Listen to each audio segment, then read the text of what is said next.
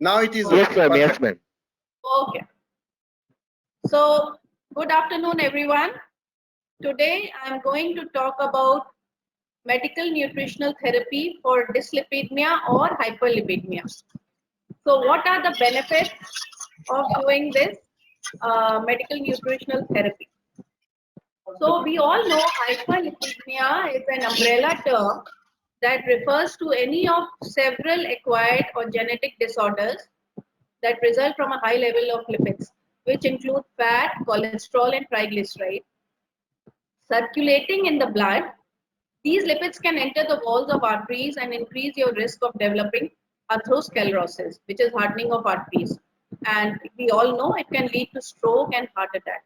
This is just a sample of hyperlipidemic blood in a vacutainer with EDTA left to settle for 4 hours without centrifugation, and you can see that lipids separated into the top fraction. So hyperlipidemia or dyslipidemia, you can call both. It consists of HDL, LDL plus 20% of triglycerides, which is equal to total cholesterol score. These are the different levels which are desirable. Cholesterol should be less than 200. If it is more than 200 and 239, then it is borderline high. And if it is more than 240 milligram per DL, then it is high. The same way, LDL cholesterol should be less than 100. If it is more than 100, 1 to 29, then it is above optimal but near optimal.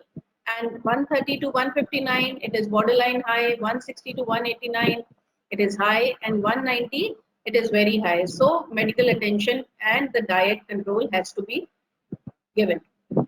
This is the same slide. I have made it in another way. So we all know this is a very common slide that if the atherosclerosis is there, the plaque has formed, and if it breaks, then it forms a clot, and we can have a stroke or heart attack. So this is a very common slide. We all know about it. So now we come to medical nutritional therapy for dyslipidemia. Sorry. So dietary recommendation by different association like National Lipid Association and American Heart Association, they all say the dietary recommendation includes choose unsaturated fat over saturated fat and trans fat. Use non-topical oils like canola, olive, or avocado. Eat plenty of fruits, vegetable, and whole grains. Include low-fat dairy, poultry, fish, legumes, unsalted nuts. Limit red meat, sodium, sugar-sweetened beverages, and sweets. So these are the dietary sources of cholesterol. I have made a slide which says type of fat is monosaturated. Actually, we have four kind of fats, which is unsaturated fat, which has monosaturated and polyunsaturated. Then we have saturated and we have trans. So monosaturated fats, the main source are olives, olive oil, canola oil, peanut oil, cashew nuts, almonds, peanuts, and most other nuts and avocados. They are generally plant sources, and what they affect they lower the LDL and raise the HDL. Then we have polyunsaturated, which comes from corn, soybean, safflower, cotton seeds, oil, and fish. They also lower LDL and raise HDL. Then we have the saturated. Saturated is whole milk, butter, cheese, ice cream, red meat, chocolate, coconuts, coconut milk, coconut oil, egg yolks, chicken skin, which raises both LDL and HDL. And then we have the trans fats. Trans fats are the fats which are made in the industry by putting hydrogen in the liquid vegetable oils. And these are the ones which are the worst. And they are found basically in vegetable shortenings, partially hydrogenated vegetable oils, and they are solid at room temperature. They are found in deep fried chips, bakery items, and many fast food items. And they raise the LDL. So these are the facts on fats. So unsaturated fats like poly and mono, they should be loved because they generally reduce the LDL and raise the HDL. We should limit the saturated fats like heavy cream, butter, cheese, and red meat and all. This we should limit, and we should not have trans fats, which are very bad for our heart, and they risk the heart disease and raise bad cholesterol levels. Now we come to saturated fats. So what they do, they increase the LDL cholesterol. So different AHA and NLA, they say it should not be more than 7% of total energy take, and AHA says it should be between 5 to 6% intake. If we have a 2000 calorie diet, then the saturated fat should not be more than 11 to 15 grams per day. So we can replace the SFAs. How we can do that?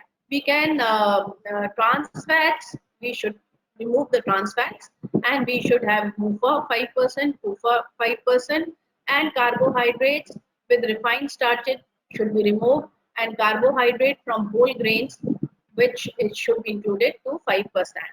And in the same way, I have done this. In this SFA, instead SFA is also included, which should be very less. So replacing SFAs, we should be replacing as saturated fatty acid with PUFA, reduces the occurrence of CHD events by 19%. Each 5% greater risk intake of PUFA reduces CHD risk by 10% and decreases the LCLC by 10 milligram per deciliter. So we should replace SFAs with PUFA, which is very much recommended. So replacing SFAs, this is a slide where we have replaced the SFAs with PUFA, MUFA and carbohydrate. So we can see the LDL has come down to -9, -6.5 and -6. Triglycerides have also reduced.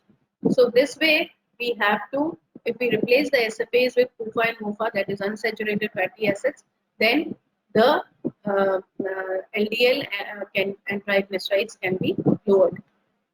So generally, I'm giving this slide just to show that when you have the nutritional labels on food, they generally only they write total fat, but only the saturated fat and the trans fats are written on the label, and no other thing are written. So MUFA, PUFA are both there in the total fat, but then they subcategorize into saturated fat and trans fats, and that is the only thing which is written on the label. So you should know, and you should know how to read the labels to know what kind of fat there is.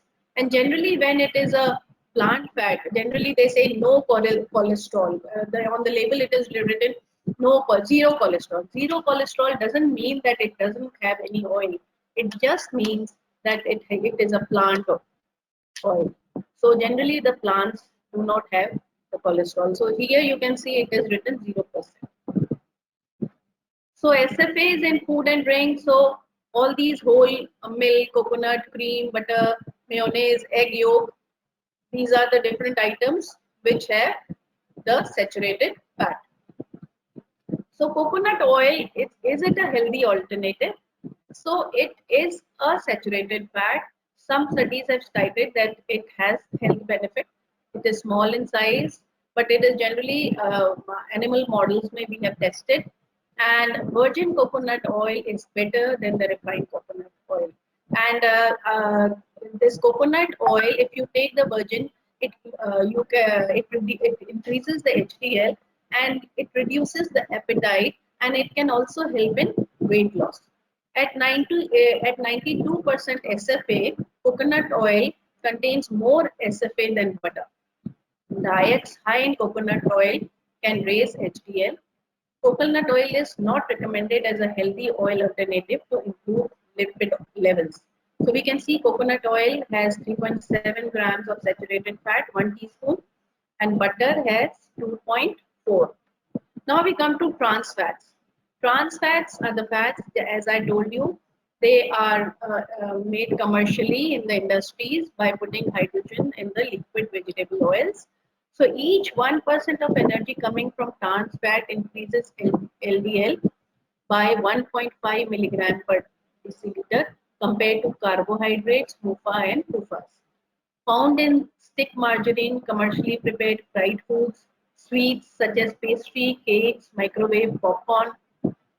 Products labeled as trans fats free may have up to zero point 0.5 gram of trans fat per serving. So free means it can have zero point 0.5 grams of trans fat. FDA extends compliance date to January 2020. Source of healthy fats. What are the healthy fats which should be taken?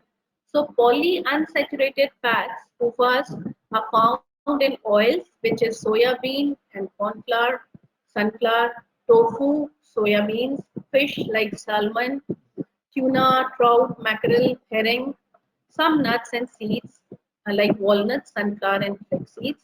MUFA fats, which are called MUFAs, monounsaturated fatty acids, are found in olive oil, canola oil, peanut, sesame, avocado, peanut butter, and most nuts and seeds. Now we come to omega-3 fatty acids. These are a high intake of omega-3 is associated with lower levels of heart disease.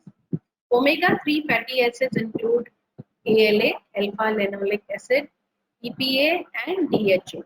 NLA recommends ALA intake of 0.6 to 1.2% of energy. 3.5 to 4 ounce servings of oily fish per week is recommended, which is equivalent to 250 to 500 milligram of EPA and DHA.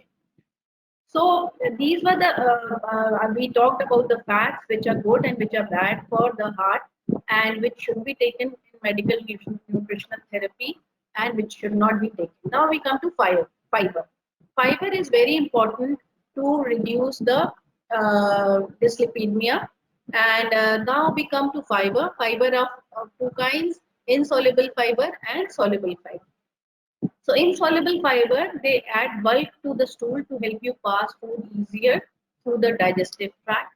And then we have the soluble fiber, viscous. They attract water in the digestive tract to form a gel-like mass, slow digestion, keeping you fuller for a longer time. And what it is recommended, 5 to 10 grams per day or more. For each 1 gram increase in soluble fiber, the LDL is reduced to 1.1 milligram per dl. So this is the fiber, and the sources of fiber, insoluble fiber, are vegetables is green beans, dark green leafy vegetables, fruit skins and root vegetable skins, berries, whole wheat products, wheat bran, seeds and nuts. Now soluble fibers are found and vegetables like asparagus, Brussels sprouts, sweet potatoes, turnips, carrots, fruits like apricots, mangoes, orange, apple, and pears, legumes like black beans, navy beans, kidney beans, peas, wheat, barley, oats, oat bran, and ground flex seeds. Wheat bran comes into insoluble fiber. So finding whole grain on nutrition label, I'm just talking about labels so that people start knowing what is written on the label and they can accordingly plan their diet and see what they are having. So first ingredient, 100% whole grain or whole grain. Whole grain can be of any kind of grain or a mixture of grain, which can be wheat, oat, barley, buckwheat, etc. Multigrain contains multiple type of grains, but not necessarily all are whole grain. Enriched grains have been refined. Now, again, nutrients are added back into it after refining. So, tips on increasing fiber, how you can increase the fiber. First is to prevent uncomfortable side effects, increase fiber intake slowly, stay hydrated to prevent constipation and gas. You have to have enough of water. Choose whole fruits instead of juice. Eat the skin of fruits and vegetable if possible. You can't eat the skin and fruit of all the vegetables. So whenever it's possible, please eat the skin. Choose whole grain cereals and bread. Increase intake of beans by adding to soups and salads. If it is difficult to get the recommended daily amount from food alone, then we can have fiber supplements like Isabgol and different kind of brands. Now we come to plant sterols and stenols. These are also they occur naturally. Audio आपने unmute Are कर दिया है substances that occur naturally in small amounts in many grains, stable foods, legumes, nuts, and since they have powerful cholesterol lowering properties, they should be introduced in the food. Sterols and stenols are substances found in plants that help to block the absorption of cholesterol. Margarines and oranges juice with added plant sterols can reduce LDL cholesterol. Adding adding 2 grams of sterols to your diet every day can lower your LDL cholesterol by 5 to 15%. So regular consumption of plant sterols and stenols helps reduce LDL cholesterol levels. So they should also be included in your diet to reduce the cholesterol levels. So medical nutritional therapy, as we were saying, the thing is that we have to choose unsaturated fats over saturated fats and trans fats, which I have told you, which are the saturated and which are the unsaturated and trans fats. So we should use non-topical oils like canola, olive, and avocado. Eat plenty of fruits, vegetables, and whole grains. Include low-fat dairy, poultry, fish, legumes, unsalted nuts. Limit red meat, sodium, sugar, sweetened beverages, and sweets. And there are 2, 3 kind of diets which help in lowering cholesterol and hypertension. One is DASH diet, dietary approach to stop hypertension. That is DASH. Then we have Mediterranean style diet, and then we have, which is now very popular diet, that is vegan diet, vegetarian and vegan diet. So I will be going. These are the recommended therapeutic lifestyle changes. How much total fat we should be having in a day, what are the set. I will go to this after this. So now we come to DASH diet. DASH diet generally recommends that grain and grain products should be of 4 to 8 servings per day, vegetable 3 to 5 servings per day, fruit should be 3 to 5 servings per day. Low fat or fat free dairy should be 2 to 3 teaspoons, like lean meat, poultry should be 3 to 6 ounce. Nuts, seeds, and dry beans only should be 3 to 5 times per week. And fat and oils should be 1 to 3 servings per day. So additional recommendation, they are very low in sodium, 1 teaspoon of salt, which is around 2300 milligram of sodium. Adequate calcium intake. That's why they are giving you milk every day. Adequate magnesium intake from food sources. Potassium is a little high, 47 milligram, 4700 milligram per day. And they recommend a physical exercise every day of 30 to 45 minutes of physical exercise every day. And they allow moderate alcohol intake. This is a kind of DASH diet. You can see some example of DASH diet. Now we come to Mediterranean diet. So there is no definition of a Mediterranean diet. This is a pyramid, which we all know that your cereals should be the most, and fruits and beans and veggies, then oil, and red meat is at the up. So daily use of fruits, vegetable, bread, cereals, potatoes, beans, nuts, and seeds. Use olive oil. They recommend olive oil, low to moderate amount of dairy, fish, and poultry every day, which they don't recommend in DASH diet. Very low amount of red meat. Egg consumed should be not more than 4 in a week. Wine, they said no wine, almost no wine. They said you can, wine is consumed in low to moderate amount. Moderate in fat, that is 32 to 35% of total calories. Higher in SFA than is recommended for many. It is, I said 5 to 7%, they say 9 to 10% of total calories. Found to improve cholesterol, triglyceride, blood pressure, fasting blood glucose levels with Mediterranean diet. So this is a kind of Mediterranean diet which we is there. And then we come to vegetarian or vegan diet. It can be semi-vegetarian. Semi-vegetarian means that you go in for eggs, and some people, fish is also not considered as non-veg. Then we have lacto-ovo-vegetarian. Lacto means milk, ovo means eggs. So it is lacto-ovo-vegetarian. The people who have milk and eggs are called lacto-ovo-vegetarian.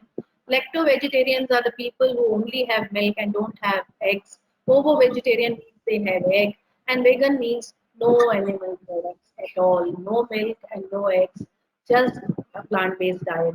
It is very popular these days. It's also called plant-based high-protein diet. Adopting a vegetarian or vegan diet can help improve hyperlipidemia. generally low in saturated fat and high in fiber from whole grains, fruits, vegetables. They generally take their fat from nuts and soya beans, and all they eat tofu and all in vegan diet. So semi-vegetarianism or only occasionally consuming meat is associated with improved cholesterol levels and can be a good alternative for individuals who do not want to eliminate meat. So this is a kind of vegan diet or a semi-vegan diet. So what are the lifestyle recommendation to lower your cholesterol levels or hyperlipidemia? So work towards a healthy weight. Of course, if you are obese, so you should try to lose 5 to 10% weight loss, and which can be helpful. Aim for 30 minutes of physical activity in most of the days. Can aim for 45 minutes, it's better. 200 to 300 minutes of moderate intensity physical activity per week can help decrease weight and lower LDL. Limit alcohol consumption to 1 drink per day for women and 2 drinks per day for men, but not like Indian style. 1 drink means 30 ml and not 50 to 60 ml. They can't have Patiala bags, right? So 1 drink per day for women and 2 drinks per day for men. That means 60 ml for men and 30 ml for women. And if you do not drink, it is not recommended to add red wine or any other alcohol. Please don't start. Do not smoke. Get the recommendation amount of sleep, that is 7 to 9 hours, and most important, manage stress. So I end with my presentation, and there is special thanks to these people. These are the patient resources, and thank you for